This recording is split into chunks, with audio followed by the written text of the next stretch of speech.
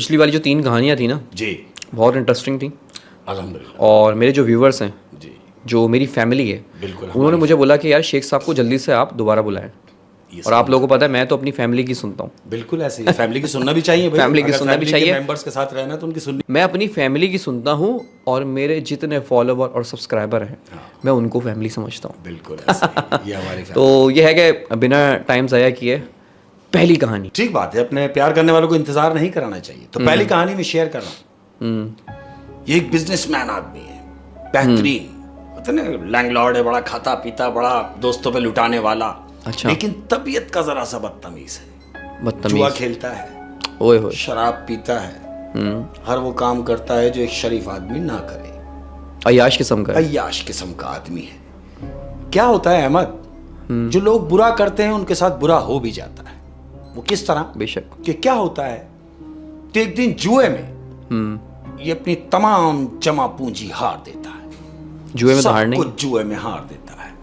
जुआ जो किसी का ना हुआ, ये सब कुछ हार गया है।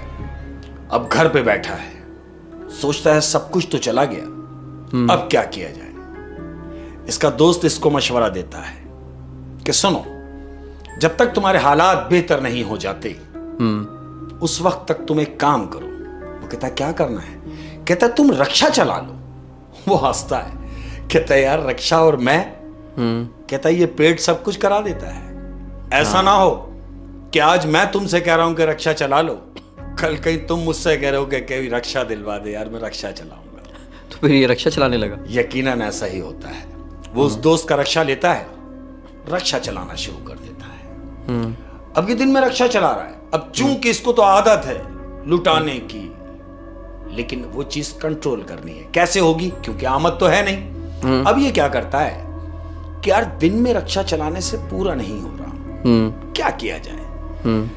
ये अपने आप से बात कर रहा है। फिर इस नतीजे पे पहुंचता है कि क्यों ना मैं अब रक्षा रात में भी चलाऊं। पार्ट टाइम रक्षा चलाऊं। दिन में भी चला रहा है, रात में भी चला रहा है। 2 घंटे की नींद कर रहा है। सिर्फ अब ये है कि बस मैंने दोबारा अपने सेटअप में आना है। अब ये रात में रक्षा चलाता है। ठीक है। एक दिन रात को ये खड़ा हुआ है, तकरीबन रात को 2 बजे का टाइम है। ये अपने रक्षा के साथ खड़ा हुआ है। क्या देखता है कि खूबसूरत सी लड़की 25-26 साल की इसके रक्षा के बराबर से गुजरती है। और जब वो बराबर से गुजरी है तो खुशबू महक रही है। इसके नाक में खुशबू चढ़ गई। और ये था भी अय्याश किस्म ये का। था भी अय्याश किस्म का आदमी। इसने देखा कि इतनी रात को ये लड़की अकेली कहाँ जा रही है। ये अपना रक्षा स्टार्ट करता है और आहिस्ता आहिस्ता उसके पीछे पीछे जाता है और एकदम उसके बराबर में लगा के उससे पूछता है कि हेलो, सुनो तो सही, अरे भाई इतनी रात को कहाँ? वो लड़की इसको लुक कराती है और कहती है जाएं अपना काम करें। वो कहता है अरे चलो, तुम्हें कहीं भी जाना मैं तुम्हें छोड़ दूंगा, और मजे की बात यह है कि मैं तुमसे पैसे भी नहीं लूंगा। पैसे भी नहीं लेगा? पैसे भी नहीं लूंगा। तबीयत है ना उसकी, कह रहा है पैसे भी नहीं लूंगा। तो वो कहती है कि जहां मुझे जाना है क्या तुम मुझे छोड़ दोगे? वो कहता है हाँ मेरा तो काम है। अरे भाई मेरा काम है, मैं पैसेंजर बिठाता हूं और उनको उनकी जगह पे छोड़ता हूं। लड़की बगैर कुछ सोचे समझे उसके रक्षे में बैठ जाती है। अब ये रक्षे में बैठ गई है। ये बड़ा पुरबाश रक्षा चल रहा है। तुमने देखा होगा कि रक्षा वालों ने अपने शीशे सेट किए हुए होते हैं पीछे वाले सीट पे। हाँ, ताकि वो नजर आता रहे। अब ये रक्षा चला रहा है, मजे से जा रहा है। शीशा इसने सेट किया हुआ है, देख रहा है कि हाँ लड़की बैठी हुई है, मूड में है, रक्षा स्पीड पकड़ा हुआ है। अब लड़की पीछे से आवाज लगाती है कि सुनो, इससे तेज नहीं चल सकता, मुझे जरा जल्दी पहुंचना है। वो और स्पीड मार देता है, रक्षा मंडता हुआ जा रहा है। वो कहती है अरे ये भी स्लो है, मुझे जल्दी पहुंचना है, और स्पीड करो। लड़की कहती है कि और स्पीड से रक्षा चलाओ। वो मजीद स्पीड बढ़ा देता है अहमद। अब वो रक्षे की जितनी रेस थी उसने उस लास्ट वाली रेस में लाके रक्षा पटा हुआ है। लड़की इससे फिर मुखातिब होती है कि भाई इससे ज्यादा तेज नहीं चल सकता। वो कहता है नहीं, इससे ज्यादा और तेज क्या होगा? इससे ज्यादा तेज तो ये उड़ के ही पहुंच सकता है। तो जानते हो लड़की क्या कहती है? क्या? वो कहती है तो फिर उड़ा के ले चलो। वो हंसता है, कहता है ये मेरे बस में तो नहीं है, तुम उड़ा सकती हो तो तुम उड़ा लो। फिर जानते हो क्या हुआ? उसका ये कहना था तो लड़की ने बोला लो फिर संभलो, और रक्षा रोड छोड़ देता है और फिजा में आ जाता है। अहमद, रक्षा हवा में जा रहा है और इसके हवास गुम हो गए कि रक्षे ने रोड छोड़ दिया और ये फिजाओं में है। रक्षा हवा में आ गया है, उड़ रहा है। उड़ रहा है। तो फिर इसने क्या किया? इसने शीशे में देखा तो शीशे में इसे कोई नजर नहीं आ रहा। यानी जो लड़की उसे अब तक उस शीशे में नजर आ रही थी, वो लड़की अब उसे उस शीशे में नजर नहीं आ रही। अब जब ये पीछे घूमता है तो क्या देखता है? हाँ। कि रक्षे में पिच्छल बैरी बैठी हुई है, चुड़ैल है अहमद। इसको देखता है और कहता है कि ये तुमने क्या किया? वो कहती है कि तुम्ही ने तो कहा था कि ये उड़ के जा सकता है, तो मैंने उड़ा दिया। वो कहता है तुम कौन हो? कहती इस बात को छोड़ो कि मैं कौन हूं, तुम आगे देखो कहीं रक्षा मार मत देना। ये वापस आगे की तरफ घूमता है और उससे कहता है तुम जो भी हो मुझे माफ कर दो खुदा के लिए। वो कहती है ऐसे कैसे, भी जाने तो मेरी मंजिल दूर है। ये फिर पीछे घूम के कहता है कि तुम जो कोई भी हो, अब जो इसकी नजर पीछे पड़ी है तो ये क्या देख रहा है कि एक 80 साला बुढ़िया बैठी हुई, सफेद बाल हैं अहमद, ये बड़ी बड़ी उसकी आंखें। पहले पिच्छल बैरी बैठी हुई थी पहले और अब जब ये मुड़ा है तो बुढ़िया बैठी हुई है। बुढ़िया बैठी हुई है। उसका हुलिया चेंज है, बड़े बड़े दांत हैं उसके अहमद। अब ये खौफजदा हो जाता है। वो कहता है तुम जो भी हो, मुझसे जो भी कुछ हुआ, अगर मैंने तुम्हें तंग किया तो तुम मुझे माफ कर दो, खुदा के लिए आखिर तुम्हें जाना कहां है? वो फिर पलट के उसे कहती है कि तुम ये बात ना सोचो कि मुझे कहां जाना है, तुम आगे देखो कहीं रक्षा मार मत देना। ये फिर आगे देख रहा है, रक्षा फजाओं में ये अहमद। अब ये कहता है कि अगर मुझसे कोई गलती हुई है तो मुझे माफ कर दो। तो ऐसी बात है, वो डर गया। डर के अब जब ये पीछे देखता है तो क्या देखता है कि पीछे भी यही बैठा हुआ है।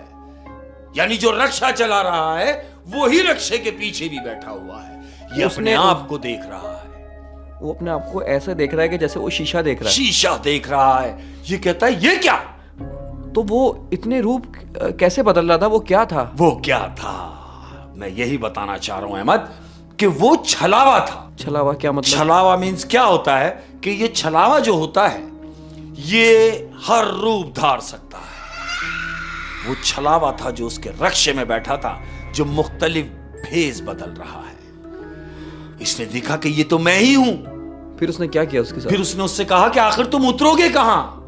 वो कहता जब मेरी मंजिल आ जाएगी मैं खुद उतर जाऊंगा, तुम्हें परेशान होने की जरूरत नहीं। कहता तुम्हारी मंजिल कितनी दूर है? कहता लो आ गई, तुम रक्षा चलाओ, जहां मेरी मंजिल आएगी मैं खुद उतर जाऊंगा। फिर रक्षा फजाओं में ही है। लम्हा गुजरा है अहमद, क्या देखता है कि वो जो रक्षे में बैठा है वही रक्षे के बाहर उसको हाथ हिलाता हुआ जा रहा है कि अब मेरी मंजिल आ गई, मैं अपनी मंजिल की तरफ जा रहा हूं और तू अपनी मंजिल की तरफ जा। लेकिन रक्षा तो हवा में था, वो हवा में ही चलता हुआ चला जैसे ही रक्षे से वो निकल के गायब हुआ है, उससे निकल के गया है, वैसे ही रक्षा नीचे आ जाता है। जानते हो रक्षा नीचे आने के बाद क्या हुआ? क्या हुआ? ये कि 4 महीने वो शख्स बुखार में रहा। 4 महीने वो बिस्तर से नहीं उठा। उसने तौबा की उस बात की कि जो उसके जहन में फतूर चल रहा था कि आधी रात को लड़की अकेली है तो मैं इसे बिठा लेता हूं और अपनी मर्जी से कहीं भी ले जाऊंगा। तो ऐसा नहीं है। हो। देखें, आपने शुरू में एक बात कही थी कि बुरे का अंजाम बुरा। बिल्कुल ऐसे ही। पहले तो ये बिजनेसमैन था और इसने वहाँ भी जुए में हारा, बिल्कुल इसका वहाँ अंजाम बुरा हुआ। और उसके बाद जब इसको हलाल रोजी कमाने का मौका मिला तो इसने उस लड़की को बिठा लिया। खसलत नहीं भूला वो, अपने उसी यानी मैं क्या कहूंगा कि अपने उसी पन में था कि मैं कुछ भी कर सकता हूं, लेकिन ऐसा नहीं है। और फिर ऐसा हुआ कि इसके साथ फिर बुरा हुआ। बुरे का अंजाम बुरा। बिल्कुल ऐसा ही था। ओए यार, ये छलावा शेख साहब ये रूप ढाल लेता है किसी का। छलावा अहमद, मैं क्या बताऊं कि मैं खड़ा हूं हाँ। और सामने भी मैं खड़ा हूं। अब कितनी मजे की बात है कि मैं अपने आप से बात कर रहा हूं। ये तो खतरनाक चीज है। ये छलावा है। ओए शेख साहब, क्या इंटरेस्टिंग स्टोरी थी। और पहली बॉल पे ये आज आपने छक्का मार दिया। अल्हम्दुलिल्लाह। और दूसरी स्टोरी क्या है शेख साहब, जल्दी से शुरू करते हैं, बड़ा मज़ा आने लगा है मुझे। दूसरी कहानी जरा मजेदार है अहमद। हाँ। वो क्या है कि एक बड़ा लैंडलॉर्ड आदमी है, यानी होते हैं ना जो खुदा तरस होते हैं, ख्याल करने वाले लोग होते हैं, ऐसे ही ये दोनों मियाँ बीवी ख्याल करने वाले। अमीर है लेकिन डाउन टू अर्थ है। क्या बात आसान है, अल्फाज यानी ऐसा कि कोई जरूरतमंद पहुंच जाए उनके घर तो खाली ना जाए। यानी किसी ने 1000 मांगे तो इन्होंने उठा के 2000 दिए, कोई भूखा चला गया तो उसको खिलाया और बांध के भी दिया। नेक इंसान था। नेक लोग, दोनों मियाँ बीवी मजेदार, बड़ी अच्छी जिंदगी गुजर रही। फिर होता क्या है अहमद, जिंदगी ने कहां से पलटी खाई है कि इसका जो पार्टनर होता है वो धोखेबाज निकलता है। पार्टनर कारोबार में इसको डस लेता है, चीट कर जाता है, इसे नुकसान होता है। इस हद तक नुकसान होता है कि पूरा कारोबार खत्म हो जाता है अहमद। फिर अब जब एक आदमी खुले हाथ का हो और जब वो बॉन्ड हो जाए तो वो जिंदगी बड़ी तल्ख हो जाती है। बहरहाल बंगले में रहने वाला आदमी अब चूंकि कुछ बचा नहीं, क्या करेगा, बंगला बेचा, सब खत्म कर दिया। इसने सोचा कि जो पैसे हैं इससे कोई घर खरीद लिया जाए। अब घर खरीदने के सिस्टम से इतना भी नहीं है कि घर खरीद ले, क्या करे कि फिर किराए पे मकान ढूंढ रहा है। अब किराए पे मकान उसको मिला, ऐसी जगह फ्लैट्स मिला जो शहर से दूर है, शहर से थोड़ा सा डिस्टेंस है उसका। एक ऐसे फ्लैट में चला गया जहां 20 फ्लैट्स बने, उस घर के जो फ्लैट्स बने हैं उसमें 20 घर हैं। एक बिल्डिंग बनी हुई है जिसमें 20 घर हैं। जिसमें 20 घर हैं। ये उनमें से टॉप वाले घर में गया, यानी जो सबसे ऊपर का जो घर था उसमें उसको छत भी मिल गई। यानी जो ऊपर शिफ्ट हुआ तो छत भी उसके हिस्से में आ गई। शिफ्ट हो गए, जिंदगी मामूल पे आ रही है, अब हल्के हल्के गुजर रही है। लेकिन वो आसाइशें तो खत्म हो गई। वो जो काम था, जो अच्छे वक्त में खाया, जो अच्छे वक्त में पहना, वो सब खत्म हो गया। चूंकि औरत है, औरत का मैनेज करना इन हालात में बहुत एक काम है। और जब अच्छे आप हालात देख चुके हैं तो फिर बुरे हालात में रहना बहुत मुश्किल काम है। मुश्किल हो जाता है। ये क्या करती है, ये क्या है कि जी शाम को छत पे खड़ी हुई, मगरिब गुजर गई है, ये मगरिब के बाद छत पे खड़ी हुई, ये छत पे गई है अहमद, तो इसके छत पे पहुंचते ही पूरी छत महकने लगी, चमेली की खुशबू आ रही है। इसे बड़ा अच्छा लगा, खुशबू आ रही है फ्लैट की छत पे, फ्लैट की छत के ऊपर ये खुशबू से महसूस हो रही है। और वो इतनी मजेदार खुशबू कि उसका दिल नहीं कर रहा कि मैं छत छोड़ दूं। बहरहाल ये नीचे उतरती है, नीचे आ गई। दूसरे दिन हस्ब मामूल वही बात, ये छत पे गई, इसे वही खुशबू आई। वो खुशबू की मजीद और बढ़ती चली गई। ये कह रही है कि ये खुशबू कैसे आ रही है कि जबकि कोई पौधा भी नहीं है ऊपर और आसपास कोई गमला नहीं है, ना करीब करीब कुछ है, फिर ये खुशबू कैसी। 2 दिन गुजरे अहमद। तीसरे दिन जब ये छत पे गई है तो जानते हो अब खुशबू चेंज है। ये क्या सूंघ रही है कि इसे देसी घी की खुशबू आ रही है, कि देसी घी में कोई गाजर का हलवा बना रहा है। तीसरे दिन खुशबू ये तीसरे दिन खुशबू ये है। अब इसे अपना फ्लैशबैक, यानी इसे अपना वक्त याद आया कि कभी हम भी देसी घी में हलवा बनाया करते थे। ये सोच रही है कितना अच्छा होता कि ये देसी घी का बना हुआ हलवा हम भी खाते। अरे ये जो भी बना रहा है, कैसी मजे की बात हो कि ये हमें भी हलवा पहुंचा दे और हम भी खा सके। ये सोच ही रही है और नीचे जाती है। जब नीचे घर में पहुंची है तो क्या देखती है अहमद कि किचन में एक प्लेट रखी हुई है, ढकी हुई। ये अपने मियां से पूछती है कि ये प्लेट कहां से आई और इसमें क्या है। वो कहता मैंने देखा नहीं इसमें क्या है, तुम देखो कोई बच्चा देके गया है। ये प्लेट जब खोलती है तो जानते हो उसमें क्या है? क्या? उसमें गाजर का हलवा है अहमद। ये प्लेट हटाती है और वही देसी घी की खुशबू इसकी नाक में चढ़ जाती है और ये ऊपर आसमान की तरफ देख के कहती है कि वाह परवरदिगार, कि मैंने सोचा और तूने पूरा कर दिया।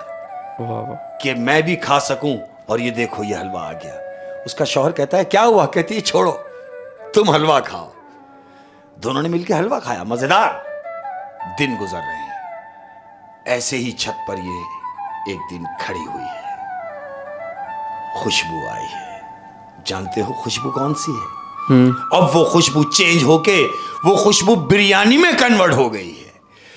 बिरयानी की खुशबू आ रही है बड़े धड़ल्ले से कि कोई अरीब करीब बिरयानी बना रहा है। क्योंकि औरत है। और ये फिर वही सोच रही है। ये वही सोच रही है कि कभी वक्त था हम रोज बिरयानी खाया करती थी, मगर अब तो बिरयानी बनाने के लिए सोचना पड़ता है।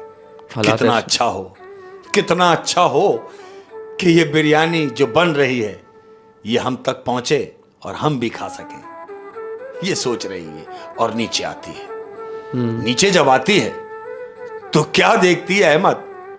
हस्बे दस्तूर कि किचन की तरफ आई है, वो क्या देखती है कि एक थाल रखा हुआ है ढका हुआ।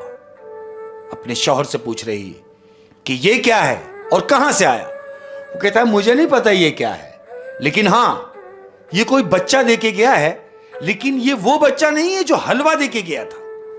ये बच्चा कोई और था जो ये दे के गया। वो हटाती है ढक्कन और जो देखती है तो उसमें बिरयानी है अहमद। वो बिरयानी जो वो ऊपर सोच रही थी, वो जब नीचे आई है तो उसको अपने घर में मिली है। क्या बात है। वो कहती है ये कौन दे के गया? कहता मुझे नहीं मालूम। अब इसको ये तजस्सुस हुआ कि ये कौन है जो कभी हलवा भेज दे रहा है, कभी बिरयानी भेज रहा है, तो क्यों ना मैं जाके पता करूं। ये अपने पड़ोस में जाती है, फ्लैट्स में। उनसे जाके कहती है आपका बहुत शुक्रिया, आपका बहुत शुक्रिया कि पहले आपने हलवा भेजा, फिर आपने बिरयानी भेज दी।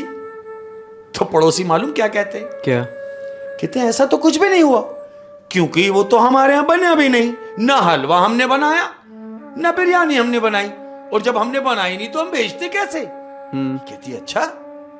इसी तरह दूसरे घर में जाती है, तीसरे घर में जाती है। अलगरज कि पूरे फ्लैट से वो पता कर लेती है, लेकिन पूरे फ्लैट्स वाले उसको कहते हैं कि ये हमने नहीं भेजा। मतलब पूरे जो 20 फ्लैट थे, उन 20 फ्लैट में उसने पूछ लिया और किसी ने नहीं भेजा। किसी ने नहीं भेजा। अब जब किसी ने नहीं भेजा तो ये सोच रही है कि जब इन्होंने नहीं भेजा तो ये कहां से आया। हस्बे मामूल छत पे गई। छत पे जाती है तो वही खुशबू, वही फूल की खुशबू, वही चमेली की खुशबू जो उसको पहले दिन आई थी, हाँ, वो उसको दोबारा आती है। दोबारा वही खुशबू। दोबारा वही खुशबू। और इस कदर के पूरी छत महक रही है। ये यही सोच रही है कि ये खुशबू कहां से आ रही है। ये इसी तजस्सुस में है, सोच रही है। फिर सोचती है कि छोड़ो आ रही होगी कहीं से। ये अपने ख्याल में खड़ी हो जाती है। छत पर ही है, हाँ, छत पर ही है। इसके दिमाग में एक बात आती है कि कितना टाइम गुजर गया, मैंने शॉपिंग नहीं की, नए कपड़े नहीं बनवाए। कितना अच्छा हो कि मेरे मियाँ के पैसों की आमद हो जाए तो मैं कपड़े खरीद सकूं, 2-4 जोड़े ले सकूं। बहुत दिन हो गए शॉपिंग नहीं की। ये इसके ख्याल दिमाग में आ रहा है। ये नीचे उतरी अहमद, अपने कमरे में आती है। मियाँ बैठा हुआ है। अलमारी खोलती है और जानते हो जब अलमारी खोलती है तो क्या देखती है? क्या? वो देखती है कि 8-10 नए सूट लटके हुए हैं अहमद उस अलमारी में, कि जो अलमारी नए सूटों को तरस गई थी वहां 10 नए सूट लटके हुए। ये देख के दंग हो जाती है और अपने मियां से पूछती है अरे इतने सारे कपड़े आप ले आए, मुझे बताया भी नहीं, ये आप मुझे सरप्राइज देना चाह रहे थे। मियां खड़ा हो जाता है, अलमारी की तरफ आता है, देखता है कि वाकई नए सूट हैं। वो कहता है कि ये सूट मैं नहीं लाया। कहती क्या कह रहे हैं? वो कहता है हाँ मैं तो नहीं लाया। वो कहती जब आप नहीं लाए, मैं नहीं लाई, तो ये सूट आए कहां से? उसका मियां पूछता है मेरी समझ में नहीं आ रहा। तो फिर ये सारे मामलात अपने मियां से शेयर करती है कि जानते हो जब मैं छत पर गई हूं मुझे भीनी भीनी खुशबू आती है, और जो मैं छत पे सोचती हूं वो पूरा भी हो जाता है। वो कहता है क्या मतलब? कहते तुम्हें याद है कि गाजर का हलवा जो फ्लैट्स में किसी ने भी नहीं बनाया और हमारे घर में था, वो मैं छत पर सोच कर आई थी और नीचे आई तो हलवा था। इसी तरह वो बिरयानी की जो थाल आई थी वो भी फ्लैट्स में से किसी ने नहीं भेजी, वो भी इसने ऊपर सोचा था, सोच कर आई थी और नीचे बिरयानी मिली। ऐसा ही कपड़ों के लिए भी हुआ। ये सारी बात अपने मियाँ से शेयर कर रही है हाँ। कि मैंने ऊपर सोचा है कि अगर आपके पैसे मिल जाएंगे अच्छी सूरत में तो मैं शॉपिंग करूंगी, नए कपड़े लूंगी। और जब मैं नीचे आई हूं तो मुझे ये कपड़े लटके हुए मिले हैं। इसके मियाँ के दिमाग में एक बात आती है, वो इससे कहता है कि यकीनन यकीनन कोई और भी है, तुम छत पर ना जाना, ध्यान रखो, तुम छत पर ना जाना। 2 दिन गुजरे अहमद, ये छत पर नहीं गई। तीसरे दिन इसको हौल हुआ, इसको वो खुशबू बुला रही है, वो चमेली की खुशबू इसको ऊपर बुला रही है जो ये सूंघती रही है। ये छत पर जाती है तीसरे दिन अहमद, और छत पर जाती है तो खुशबू से महकी हुई छत, बला की खुशबू, यानी जितने दिन वो खुशबू उसने सूंघी है उससे डबल वो खुशबू से वो छत महक रही है। अब इसके दिमाग में एक बात आती है, ये वहां खड़े होकर कहती है कि सुनो सुनो, तुम जो कोई भी हो, मैं समझ गई हूं कि तुम कोई हो जरूर, और तुम जो कोई भी हो, मैं 3 तक गिनूंगी। 3 तक गिनने के बाद तुमने अपना रूप मुझे दिखाना है। यानी इसको ये एहसास हो चुका था कि यहाँ कोई और मौजूद और है। वही होता है अहमद। ये आंखें बंद करती है और कहती है जब मैं आंख खोलूं तो मैं तुम्हें पाऊं, तुम मुझे नजर आना चाहिए। फिर आंख बंद करती है अहमद और काउंटिंग शुरू कर देती है। 1, खुशबू तेज हो गई, वो छत की खुशबू तेज हो गई है। 2 गिनती है, खुशबू मजीद तेज हो गई है। 3 जब गिनती है और जब आंख खोलती है तो जानते हो क्या देखती है? क्या? वो देखती है कि उसके सामने एक मौतबर आदमी, एक बुजुर्ग हस्ती सफेद बुर्राख कपड़े में खड़े हुए। वो देख के एकदम चौंकती है और कहती है आप कौन? कहता मुझसे ना डरो, मुझसे डरो ना। वो कहती है डरूं क्यों ना, आप यहां कब से हैं? वो कहते हैं कि मैं यहां जब से हूं, जब से तुम यहां हो। कहती क्या मतलब? कहता है हां, मैं उस बंगले वाले घर में जहां तुम रहते थे, मैं वहां भी तुम्हारे साथ था और मैं यहां भी तुम्हारे साथ हूं। तो वो कहती आप हमारे साथ क्यों हैं? तो जानते हो वो क्या जवाब देते हैं? मैं तुम्हारे साथ यूं हूं कि मैं देखता रहा उस बंगले वाले दौर में कि जो तुमने लोगों पे मेहरबानियां की हैं, जो लोगों के काम आए हो, हर उस आदमी के काम आए हो जो जरूरतमंद था, हर उस भूखे के काम आए हो जो भूखा था। ओह, तो यानी वो जो शख्सियत है वो जिन ही है। जिन है, और वो एक नेक जिन है। नेक जिन है। और उसने कहा कि मैं तुम्हारे साथ उस बंगले में भी रहा करता था। बिल्कुल। वहाँ उसने इनको सारी लोगों के साथ की हुई भलाइयाँ, हमदर्दियाँ करते हुए देखा है। बिल्कुल। और यहाँ पे इनके हालात ख़राब हैं, वो इन पे मेहरबानियाँ कर वो उन पे मेहरबानियाँ कर रहा है। उस लड़की ने उससे पूछा हाँ कि ये सब क्या है? हाँ। वो कहता है ये सब क्यों ना होता जब तुम लोगों के काम आते रहे हो। हाँ। बिना बोले जिसकी तकलीफ तुम समझ रहे हो और उसकी तकलीफ को दूर कर रहे हो, तो ये मेरा फर्ज बनता है जो मैं कर सकता हूं वो मैंने तुम्हारे लिए किया है। ये सोच के कि तुम लोगों का अच्छा करते रहे तो मैं तुम्हारा कैसे बुरा करने दूंगा। ओए होए होए होए, क्या कहानी थी, सबक आमूज कहानी थी। अच्छा करेंगे तो अच्छा ही होगा। पहले की कहानी बुरे का अंजाम बुरा, और दूसरी कहानी अच्छे का अंजाम अच्छा है। बिल्कुल ऐसा। ओए होए होए होए। शेख साहब, तीसरी और आखिरी कहानी। ये गुजरात का वाकया है। गुजरात की स्टोरी है। वो क्या है कि बड़ा बैकवर्ड गांव है, यानी आप अगर देखेंगे तो सिर्फ ईंटों और लकड़ी के अलावा कुछ ना मिले। गांव बड़ा बैकवर्ड है, यानी ये समझ ले कि बड़े गरीब टाइप के लोग हैं। गरीब टाइप के लोग। अब जब इतनी दूर, यानी गांव और गांव से जब शहर शुरू होने लगेगा तो जो बीच की जगह है उस जगह पे गांव वाले क्या देख रहे हैं कि एक शीशे की इमारत तामीर हो रही है। गांव में शीशे की इमारत। सारे गांव वाले बड़े हैरत में होते कि यार हमारे गांव में शीशे की इमारत, ये कौन रईस है, ये हो क्या रहा है?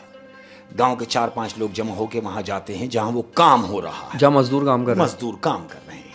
वो जाके पूछते हैं कि भाई क्या बन रहा है? तो जानते हो वो जो मजदूर काम कर रहे हैं वो उनसे कहते हैं कि हमने गांव वालों की सहूलत के लिए यहां पर हम मिठाई की दुकान बना रहे हैं, बेकरी बना रहे हैं। बेकरी समझ रहे? बेकरी बन रही है, बेकरी बन रही है, मिठाई की दुकान। गांव वाले कहते हैं चलो भाई तो बड़ी अच्छी बात है कि हमें शहर नहीं जाना पड़ेगा, यहीं से ले लेंगे। ये तो बड़ी अच्छी बात है कि आप यहाँ बेकरी बना रहे हैं।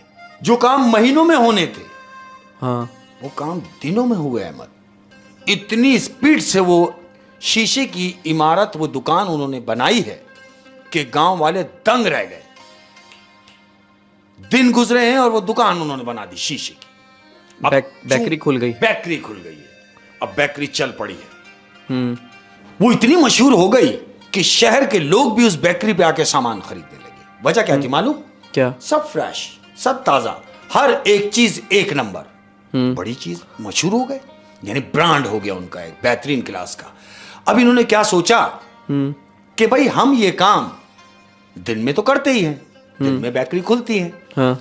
अब हम ये बेकरी रात को भी खोलेंगे, सारी रात बेकरी खुलेगी। बाहर उन्होंने बोर्ड लगवा दी 24 आवर, यानी 24 घंटे आपको खुली हुई मिलेगी। 24 घंटे आपको मिठाई मिलेगी। मिठाई मिलेगी, बेकरी का जितनी भी चीजें मिलती हैं वो चीजें आपको 24 घंटे आपको यहां दस्तयाब होंगी। बाहर बोर्ड लगा दिया। ऐसे ही क्या होता है कि शैतान होते ना हर जगह, उस गांव में भी कुछ शैतान थे। डाकू समझते हैं?